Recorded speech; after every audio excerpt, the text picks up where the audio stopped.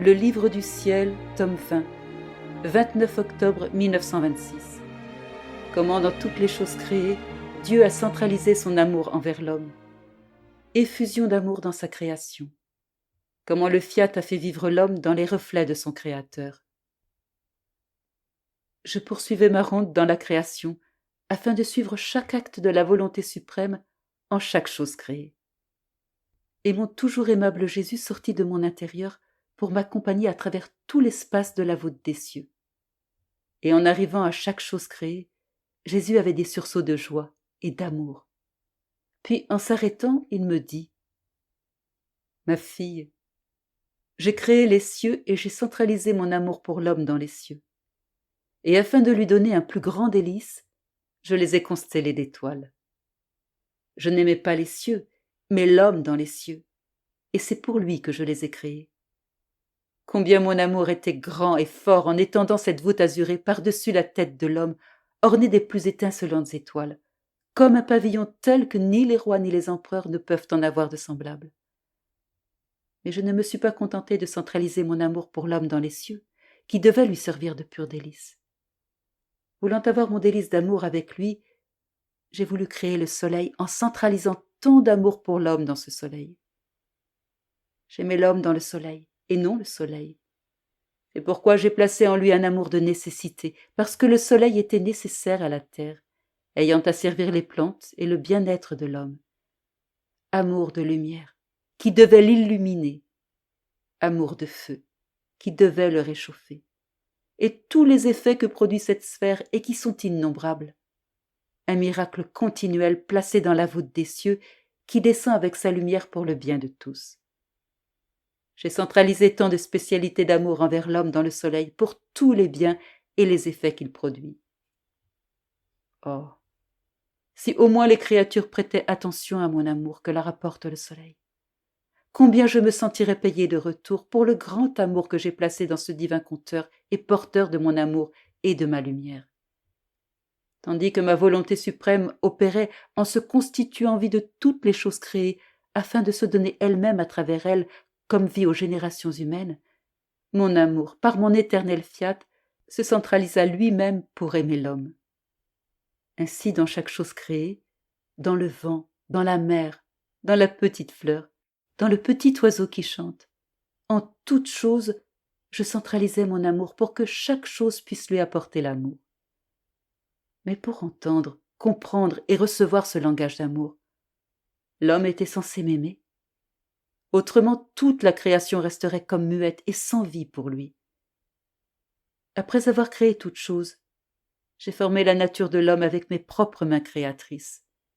Et en formant les os, le cœur, j'ai centralisé mon amour. Et après l'avoir revêtu de chair, formant la plus belle statue qu'aucun autre artisan n'aurait jamais pu faire, je l'ai regardé, et je l'ai tellement aimé, qu'incapable de contenir mon amour, il déborda. Et en soufflant sur lui, je lui infusai la vie. Mais nous n'étions pas encore satisfaits. Dans un excès d'amour, la sacro-sainte Trinité voulut le doter en lui donnant l'intellect, la mémoire et la volonté. Et selon sa capacité de créature, nous l'avons enrichi de toutes les particules de notre être divin. La divinité tout entière était résolue à aimer l'homme et à se déverser en lui. Dès le premier instant de sa vie, il a ressenti toute la force de notre amour et du tréfond de son cœur, il exprima de sa propre voix son amour pour son Créateur. Oh, combien nous étions heureux d'entendre notre œuvre, la statue que nous avions faite, parler, nous aimer et d'un amour parfait. C'était le reflet de notre amour qui sortait de lui. Cet amour n'avait pas été contaminé par sa volonté, et par conséquent, son amour était parfait parce qu'il possédait la plénitude de notre amour. Jusqu'alors, de toutes les choses créées par nous, aucune ne nous avait encore dit qu'elle nous aimait. En entendant que l'homme nous aimait, notre joie, notre satisfaction était si grande que pour l'accomplissement de notre fête, nous l'avons constitué roi de tout l'univers et le plus magnifique joyau de nos mains créatrices. Combien l'homme était beau dans les premiers temps de sa création. Il était notre reflet, et ses reflets lui donnaient une beauté propre à ravir notre amour, et le rendaient parfait dans tous ses actes. Parfaite était la gloire qu'il rendait à son Créateur, parfaite son adoration, parfait son amour, parfaites ses œuvres. Sa voix était si harmonieuse qu'elle résonnait dans toute la création parce qu'il possédait la divine harmonie et celle de ce fiat qui lui avait donné la vie. Tout en lui était ordre, parce que notre volonté lui apportait l'ordre de son Créateur. Cela le rendait heureux et le faisait grandir dans notre ressemblance et selon nos paroles. Faisons l'homme à notre image et à notre ressemblance.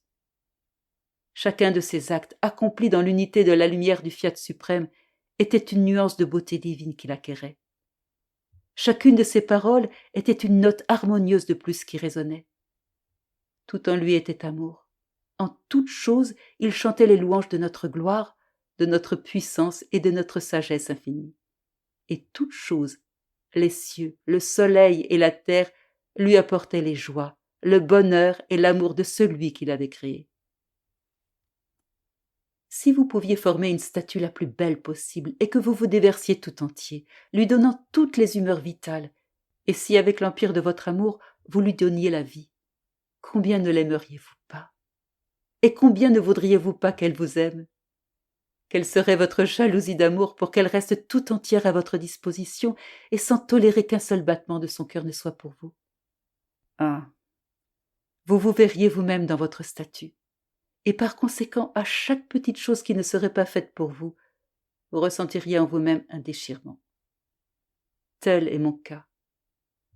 Tout ce que la créature ne fait pas pour moi est un déchirement que je ressens. Plus encore, puisque la terre qui soutient la créature est mienne, le soleil qui l'illumine et la réchauffe est à moi. L'eau qu'elle boit, la nourriture qu'elle prend m'appartiennent. Tout est à moi. Elle vit à mes dépens, et alors que je lui donne tout, elle, la magnifique statue, n'est pas pour moi.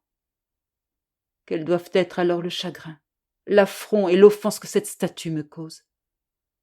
Pensez toi-même, ma fille. Or tu dois savoir que seule ma volonté peut me rendre ma statue aussi belle que je l'ai faite, parce que ma volonté est préservatrice de toutes nos œuvres, porteuse de tous nos reflets, de telle sorte que l'âme qui vit de nos reflets, si elle aime, ma volonté lui administre la perfection de notre amour.